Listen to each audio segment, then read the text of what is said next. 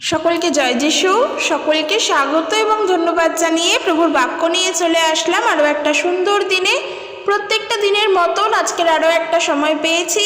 প্রভুকে তাই অনেক ধন্যবাদ জানাই যে তিনি প্রত্যেক দিন আমাদের সঙ্গে। তো চলো আজকের ভিডিও শুরু করব। আজকের যে বিষয় নিয়ে আলোচনা করব, তোমরা দেখেছো আজকের আমার যে টপিক, তাহলে এমনই প্রার্থনা করো প্রভু যিশুর কাছে। প্রার্থনা করো প্রভু যিশুর কাছে যেন তিনি আমাদের মনকে শান্ত করেন।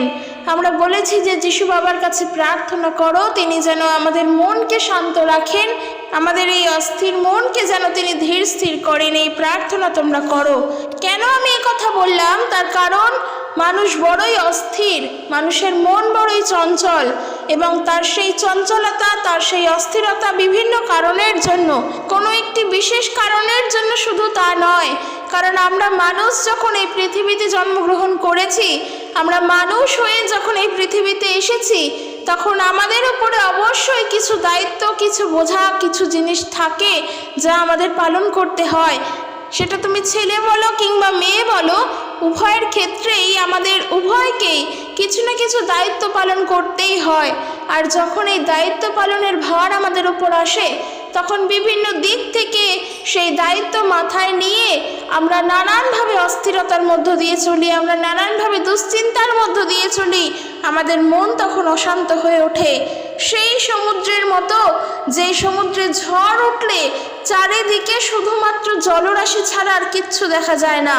ঠিক আমাদের মনও তখন এমনই অশান্ত হয়ে ওঠে যখন আমরা কোনো বিপদের মধ্য দিয়ে যাই, যখন আমরা কোনো সংকটের মধ্য দিয়ে যাই, যখন আমরা কোনো আমাদের জীবনে চরম দুর্দশার মধ্য দিয়ে যাই। আমাদের মন, আমাদের অন্তর তখন অস্থিরতায় ভরে ওঠে এবং আমরা দুশ্চিন্তায় ভুগি। আর আমি আজকের বলতে চাই, সেই জন্য সেই সমস্ত মানুষদের তোমরা ঈশ্বরের কাছে প্রার্থনা করো, প্রভু যিশুর কাছে প্রার্থনা করো। কেন এ কথা বলছি? কারণ প্রার্থনা এমনই একটা বিষয় যা তোমাকে শান্ত করে, যা তোমাকে অস্থিরতা থেকে মুক্ত করে, যা তোমাকে সম্পূর্ণভাবে শান্ত হতে শেখায়। যখন নিজের প্রার্থনা নিজে করতে শিখবে, যখন নিজের হাতে প্রার্থনা করবে, তখন দেখবে যে সেই শান্তি তোমরা অনুভব করো কিনা, তখন দেখবে ঐশ্বরিক সেই প্রেম, ঐশ্বরিক সেই সান্ত্বনা তোমরা অনুভব করো কিনা। তাই যেহেতু দেখো এতবার করে এই বিষয়গুলো বলি, এগুলো কোনো গল্প কথা এখানে আমি বলতে বসিনি, এগুলো প্র্যাকটিক্যালি ঘটে, তাই জন্যই আমি বলছি। তাই যখন সব থেকে বেশি দুশ্চিন্তায়, তখন প্রার্থনা করো, প্রভু যিশুর কাছে প্রার্থনা করে বলো যে তুমি আমাকে শান্ত করো, আমার মনকে তুমি শান্ত করো, আমি তোমার প্রতি বিশ্বস্ত থাকতে চাই। আমার জীবনে ঘটে যাওয়া যে সমস্যাগুলো আছে, আমার জীবনে ঘটা যে প্রবলেমগুলো চলছে, এই সব আমি তোমার উপরে রাখলাম। তুমি আমাকে ধীর করো, আমাকে সুস্থির করো, তোমার বাক্য আমার মনে দাও এবং তুমি আমাকে সান্ত্বনা দাও। এইভাবে তখন প্রার্থনা করো। কারণ যেহেতু আমরা প্রভু যিশুকে বিশ্বাস করি, আমরা জানি যে তিনি আমাদের প্রত্যেককে প্রেম করেন, আর তিনি আমাদের প্রেম করেছেন বলেই আজ আমরা প্রভুর উপরে ভার রেখে নিজেদের পাপের বোঝা থেকে মুক্ত হতে পেরেছি। সেই প্রেমকে আমরা গ্রহণ করেছি বলে তিনি আমাদেরকে তার ভালোবাসা দিয়েছেন। তবে হ্যাঁ, এখানে একটা কথা বলতে চাই যে আমাদেরকে তিনি ভালোবাসা দিয়েছেন আমরা তাকে গ্রহণ করেছি বলে এমনটা না। যদি তাই হতো তাহলে আমরা জন্ম থেকেই তার ভালোবাসা পেয়েই বড় হতাম। তবু আমরা জন্ম থেকে তাকে জানিনি। আমাদের নির্দিষ্ট একটা বয়সের পর এসে বা এমন একটা সময়ে এসে, এমন একটা আমাদের জীবনের পরিস্থিতিতে এসে তাকে জেনেছি যেখানে এত কিছু আমাদের মনে হতেই পারে না। আমরা তাকে জন্ম থেকে জানিনি। তাহলে কি তিনি আমাদের ভালোবাসেননি এর আগে? অবশ্যই বেসেছেন। আর তিনি বেসেছিলেন বলেই তো তিনি আমাদেরকে তার আপন করে নিয়েছেন। তাই শুধুমাত্র আমরা প্রার্থনা করলে, আমাদের উদ্বিগ্নতার কথা জানালেই যে প্রভু যিশু শুনবেন, এমনটা না। তিনি সবার কথা শোনার জন্য আছেন, তিনি শুনতে চান। আমরা কি তাকে বলতে চাই? এই প্রশ্নটা একবার নিজেদের কাছে করি তো। তিনি তো শুনতে চান, কিন্তু আমরা কি তাকে বলতে চাইছি? যদি উত্তর আসে হ্যাঁ, তাহলে তুমি মন খুলে তোমার সমস্ত কথা জানাও। তিনি তোমাকে শান্ত করবেন, তিনি তোমার কথা শুনবেন। আর যদি বলি না, তাহলে বলবো আমরা তো ভুল বলছি। কেন আমরা ভুল বলছি? কেন মনে হলো যে আমরা ভুল বলছি? কারণ যদি যোহন লিখিত সুসমাচার তার 15 অধ্যায় 13 পদ পড়ি, সেখানে দেখো প্রভু যিশু বলছেন কেহ যে আপন বন্ধুদের নিমিত্ত নিজ প্রাণ সমর্পণ করে, ইহা অপেক্ষা অধিক প্রেম কাহারও নাই। কি বলছেন? এইরকম বন্ধু যেমন কোথাও নেই, তেমনি এর থেকে সর্বোচ্চ প্রেমও আর কোথাও নেই, যে নিজের বন্ধুর জন্য নিজের প্রাণকে হারায়, কারোর অপেক্ষা না করে নিজের প্রাণ সে তার আপন বন্ধুর জন্য সমর্পণ করে। এমন ভালোবাসা, এমন প্রেম কোথাও নেই। আর সেই জায়গায় যখন প্রভু যিশু তিনি নিজে আমাদের থেকে জানতে চান আমাদের সমস্যাগুলো, যখন তিনি নিজে শুনতে চান আমাদের কথাগুলি, তখন আমরা তাকে আপন বন্ধু ছাড়া আর কি বলতে পারি বলো তো? আমরা তো নিজেদের মনের কষ্টের কথা আমাদের বন্ধুদেরকে বলেই হালকা হই। আমি এখানেই বলতে চাই, যেন তোমার সেই বন্ধু কোনো একেবারে নিজের মানুষ বন্ধু না হয়। তাহলে সেই বন্ধু কে হবে? সেই বন্ধু হবে তোমার প্রভু যিশু। তাই যখন আমরা কোনো একটা বিশেষ বিষয় নিয়ে অস্থিরতার মধ্যে থাকব, তখন আমরা যেন প্রার্থনা করি, আমরা যেন তার নিকটবর্তী হই, যেন আমরা তার কাছাকাছি থাকতে পারি। আমরা জানি প্রভু যিশু সেই সমুদ্রের ঝড়কে শান্ত করেছিলেন। আমি এর আগেও বলেছি যে সেই ঝড় শুধুমাত্র সমুদ্রে উঠেছিল এমন নয়, সেই ঝড় মানুষের মনেও ওঠে। আমরা যখন কোনো একটা বিষয় নিয়ে অতিরিক্ত দুশ্চিন্তার মধ্যে থাকি, দেখবে আমাদের ঘুম ভেঙে যায়, তখন রাত্রে শান্তিতে ঘুম হয় না, আমরা ঘুমোতে পারি না। যখন কোনো একটা বিষয় নিয়ে অতিরিক্ত দুশ্চিন্তা করি, আর এমনই দুশ্চিন্তা হয় যে নিজের পাশের মানুষটিকে, নিজের প্রিয় মানুষটিকে তখন পছন্দ হয় না। আমি বলবো এই সময় ওই দুশ্চিন্তাটা সম্পূর্ণ চোখ মুখ কান বন্ধ করে প্রভুর ওপরে ছেড়ে দাও। হ্যাঁ, হয়তো আমরা ছেড়ে দেওয়ার পর, প্রার্থনা করার পরেও হয়তো আমরা শান্ত হতে পারি না, যেহেতু একটা বৃহৎ ব্যাপার, আমাদের জীবনের ব্যাপার। আমি জানি না আগামীকাল আমার কি হবে, তাই সম্পূর্ণটা প্রভুর ওপরে ছাড়তে পারি না, এবং ছেড়ে দিলেও সেটা নিয়ে দুশ্চিন্তা করি। আমি তাহলে বলবো, কোনো দিনের জন্য তাহলে দুশ্চিন্তা, অস্থিরতা আমাদের মন থেকে মুছবে না যদি এমনটা হয়। তার কারণ প্রভু আমাদের সঙ্গে সব সময় যেমন থাকেন, তিনি একইভাবে আমাদের প্রকৃত দুঃখ কষ্ট যন্ত্রণাগুলোকেও কিন্তু দেখতে পান। আবারও বলছি যে আমাদের সাজানো যন্ত্রণাও যেমন তিনি দেখতে পান, তিনি আমাদের প্রকৃত দুঃখ কষ্টগুলোও দেখতে পান। কারণ আমরা তো বিশ্বাস করি তিনি আমাদের সঙ্গে থাকেন। আর যদি সত্যিই তিনি আমাদের সঙ্গে থেকেই থাকেন, তাহলে তিনি আমাদের চলাফেরা, আমাদের হাঁটা চলা, আমাদের সব কিছু দেখতে পান। আর এই সব কিছু দেখার মধ্যে থেকেও তিনি যেটা আগে দেখতে পান, সেটা হলো আমাদের এই অন্তর, এই মন তিনি দেখতে পান। এই মন যদি কোনো কারণে ভেঙে থাকে, এই মন যদি কোনো কারণে অসহায় হয়ে থাকে, ওই মুহূর্তে দাঁড়িয়ে প্রার্থনা করো, যিশু বাবার কাছে প্রার্থনা করে বলো যে তুমি আমার মনকে শান্ত করো, তুমি আমার অন্তরকে শান্ত করো, আমার মধ্যে থাকা যে উদ্বিগ্ন হতে চলেছে, কিংবা যে উদ্বিগ্ন আমার হয়েই চলেছে, তাকে তুমি শান্ত করো। আমি যে বিষয় নিয়ে অতিরিক্ত চিন্তিত, তুমি আমাকে দেখো, তুমি আমার ওই বিষয়টিকে দেখো, তুমি সমস্ত কিছুর ভার নাও, তুমি আমাকে পথ দেখাও। প্রার্থনা করো এইভাবে, কারণ প্রভু তোমার এই প্রার্থনা শ্রবণ করেন।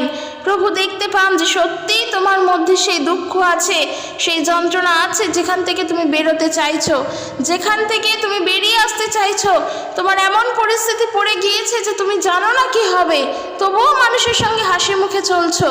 কিন্তু ওই যে রাতের অন্ধকারে যখন শুতে যাচ্ছ, তোমার নিশ্চিন্তে ঘুম আসছে না, তখন চোখের জল পড়ছে, তখন প্রার্থনা আসছে। প্রার্থনা করো, দেখবে মনটা শান্ত হবে। প্রার্থনা করো, দেখবে প্রভু তোমার সেই রব শুনে তোমাকে উত্তর দেবেন। প্রার্থনা করো, তিনি তোমাকে সম্পূর্ণভাবে শান্ত করবেন। তিনি তোমাকে বলবেন যে চিন্তা করো না, আমি আছি। তাই বাক্য থেকে যদি দেখি, যোহন লিখিত সুসমাচার তার 14 অধ্যায় 1 পদ, প্রভু যিশু বলছেন কি, তোমাদের হৃদয় উদ্বিগ্ন না হোক, ঈশ্বরে বিশ্বাস করো, আমাতেও বিশ্বাস করো। প্রভু যিশু বলছেন যে আমাদের হৃদয় যেন উদ্বিগ্ন না হয়, ঈশ্বরে বিশ্বাস করো, প্রভু যিশুকে বিশ্বাস করো। এত বড় সান্ত্বনা বাণী তিনি আমাদেরকে দিচ্ছেন।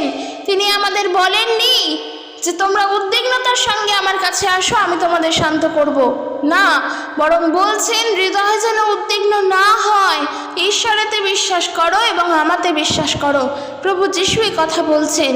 তাহলে বলো, যখন তুমি মানসিকভাবে বিপর্যস্ত হয়ে দিগ্ভ্রান্ত হয়ে গিয়েছো, সেই সময় যদি কেউ এসে তোমাকে বলে যে চিন্তা করো না, আমি তোমার সাথে, আমি তোমার পাশে আছি, তোমার যখন যা লাগবে তুমি আমাকে বলবে, তুমি নির্দ্বিধায় বলবে, আমি তোমাকে সাহায্য করব।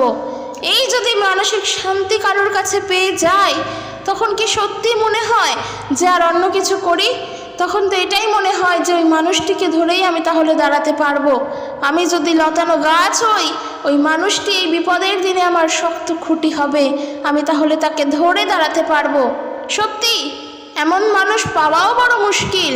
তো সেই কারণের জন্য মানুষের ওপরে নির্ভর না করে থেকে তুমি বরং ঈশ্বরের ওপরে নির্ভর করো। কারণ মানুষ হয়তো আজকের এই কথা দিয়ে আমাদের প্রতিশ্রুতি দিচ্ছে, কিন্তু কে বলেছে এই প্রতিশ্রুতি সে চিরকাল রক্ষা করতে পারবে? কে বলেছে এই প্রতিশ্রুতি দ্বারা সে চিরকাল আমাদের সাহায্য করে যেতে পারবে? পারবে না। কারণ গ্যারেন্টি কারোরই নেই, কাউকেই আমরা কোনো গ্যারেন্টি দিতে পারি না। কিন্তু যিনি পারবেন তিনি হলেন ঈশ্বর। সত্যিই তিনি পারবেন, কারণ তিনি তোমার জীবনের শক্ত খুঁটি, যাকে জড়িয়ে তুমি ধরে দাঁড়াতে পারবে। তোমার মাটির ঘরে যদি ঝড়ও ওঠে, তবুও তোমার খুঁটিটা শক্ত রয়েছে, তাকে তুমি ধরে দাঁড়াতে পারবে, তুমি পড়বে না। তাই সব সময় তার সঙ্গে যে যোগাযোগটা রয়েছে তা স্ট্রং রাখার জন্য প্রার্থনা করো যেন তোমার সেই ঝড়ের সময়ও তোমার ঘর চারিদিকে পড়ে গেলেও, তোমার মাটির ঘর হেলে গেলেও ওই খুঁটিটা এখনো দাঁড়িয়ে আছে, আর তোমার বিশ্বাস ওই খুঁটি নড়বে না। তাই তাকে জড়িয়ে তুমি দাঁড়িয়ে থাকতে পারছো। এই বিশ্বাসটা রাখো প্রভুর ওপর, তখন দেখবে কোনোভাবে কোনো দিন কেউ তোমাকে টলাতে পারবে না। কারণ তোমার বিশ্বাসে তুমি দাঁড়িয়ে রয়েছো ওই খুঁটিকে ধরে। ওই খুঁটি হলো তোমার জীবনে, তিনি হলেন ঈশ্বর, তিনি হলেন প্রভু যিশু। ওই খুঁটিকে জড়িয়ে তুমি রয়েছো, সে তোমাকে ধরে রেখেছে, সে তোমাকেও পড়তে দেয়নি, তার মাটিও তার গোড়াও আলগা হয়ে যায়নি, সেও তোমাকে ধরে রেখেছে। তাই কারণের জন্য ঈশ্বরের নিকটবর্তী থাকো, সব সময় প্রার্থনা করো যেন এই মন অস্থিরতায় না চলে। দেখবে যখন খুব দুশ্চিন্তা করি আমাদের ঘুম ভেঙে যায়, আমাদের রাতে ঘুম হয় না। দুশ্চিন্তা করো না, প্রভুর ওপরে ভার রাখো। এ কথা হয়তো আমি আমার ঘরে বসে বলছি, খুব সহজভাবে বলছি, খুব সহজেই এগুলো বলা যায়। কথা সবসময়ের জন্য সহজেই বলা যায়, কিন্তু সেই ঘটনাগুলো, সেই ইনসিডেন্টগুলো যখন আমাদের লাইফে ঘটে, ওই মুহূর্তগুলো আমরা জানি। যে ওই মুহূর্তের মধ্য দিয়ে যায় সে জানে একমাত্র কি হয়।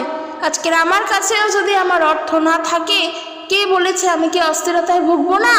1000 বার ভুগবো, 100 বার ভুগবো, কারণ আমার কাছে অর্থ নেই। আমি জানি আগামীকাল আমার খাবার জুটবে না, কি খাবো আমি জানি না। এই সময় কারোর সঙ্গে কথাও বলতে পারি না, কারোর সঙ্গে মন খুলে বসতেও পারি না। কারণ আমাদের উদ্বিগ্নতা শুধু থাকে সেই সময় তা নয়, আমাদের দুশ্চিন্তা, আমাদের মধ্যে নানান রকম ভাবনা চিন্তা আমাদেরকে এসে ধরে। কি করব বুঝে উঠতে পারি না। সময়টা হয়তো অনেক খারাপ যায় তখন, কিন্তু ওই সময় তো কারোর সঙ্গে ভাগ করে নেওয়ারও নয়।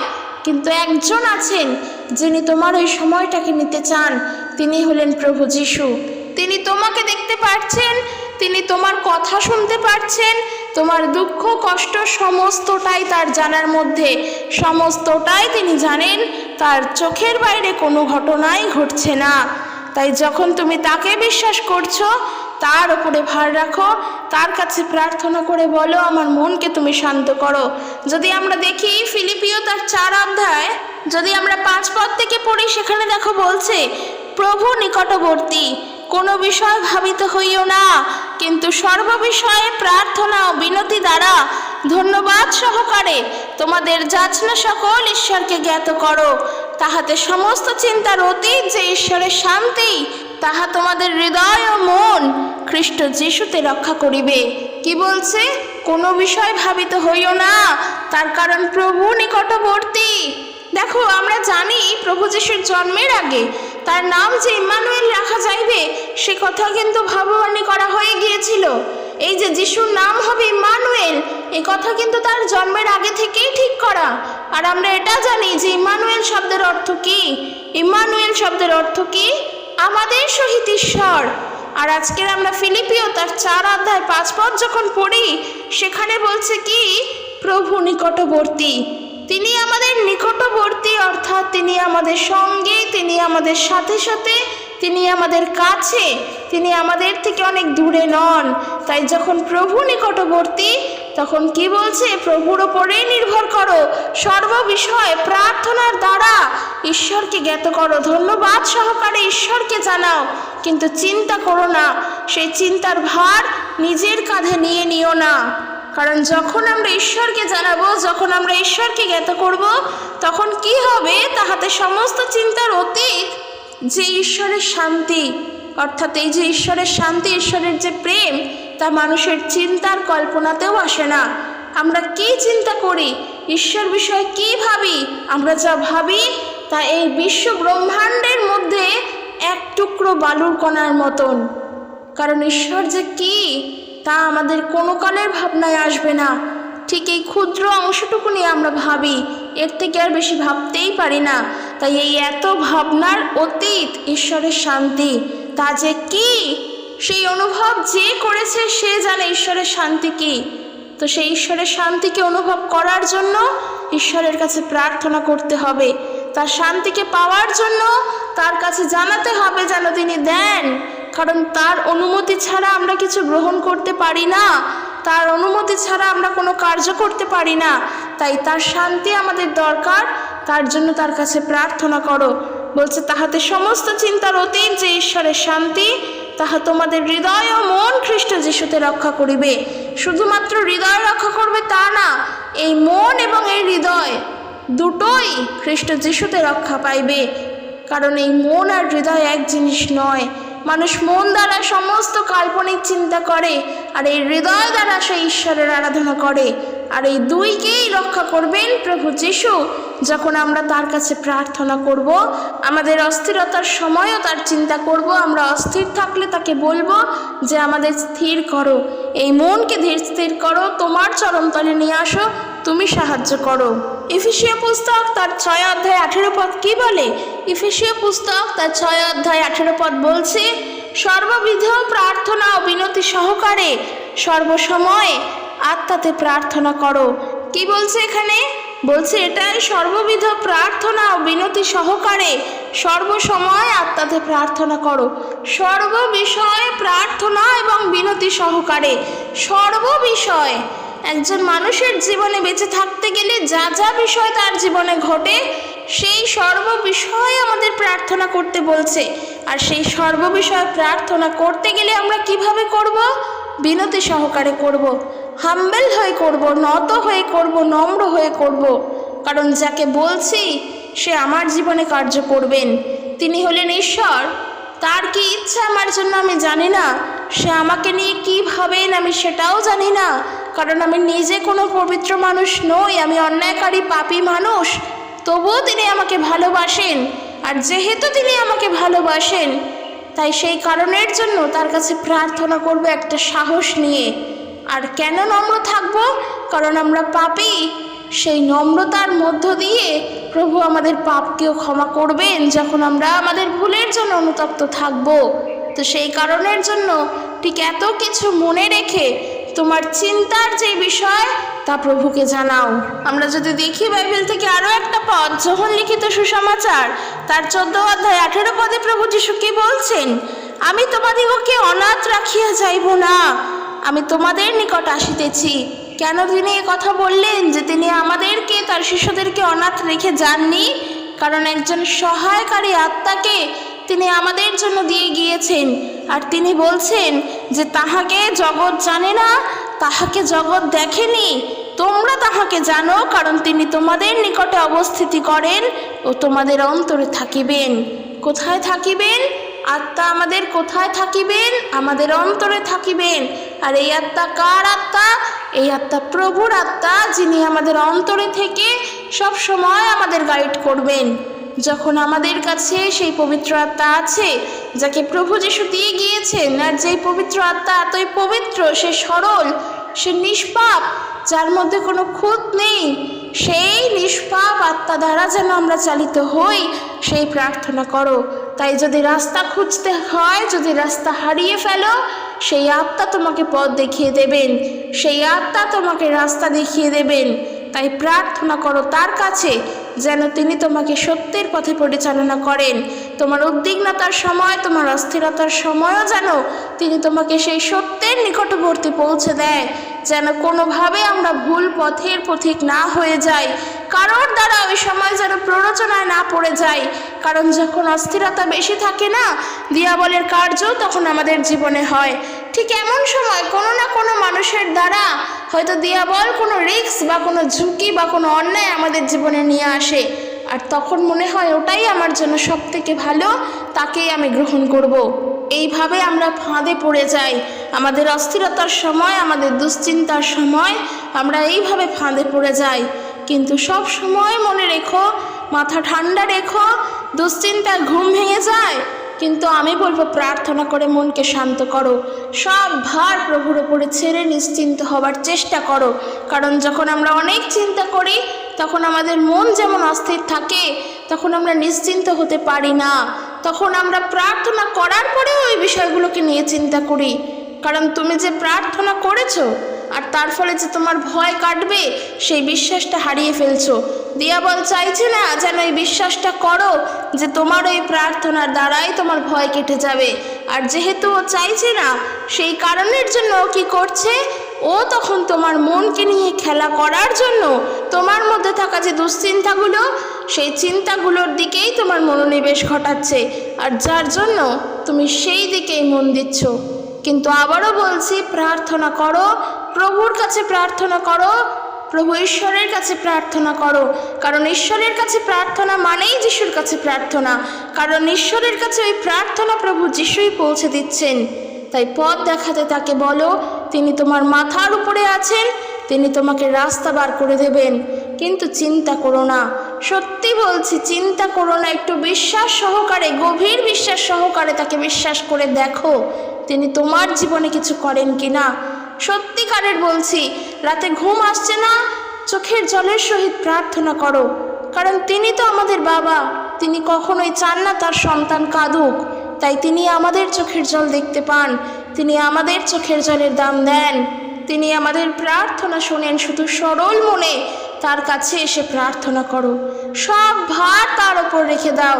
দরকার হলে যদি কান্না আসে, সারাটা রাত প্রভুর কাছে বসে কেঁদে প্রার্থনা করো, মানুষের কাছে নয়। কারণ মানুষ তোমার কথা আজকে শুনবে, কালকে ভুলে যাবে। ঈশ্বর তোমার কথা শুনে মনে রেখে উত্তর দেবেন। তাই তার উপর নির্ভর করো। ঈশ্বর তার আপন বাক্যের দ্বারা প্রত্যেককে আশীর্বাদ যুক্ত করুক। জয় যিশু। Praise the Lord.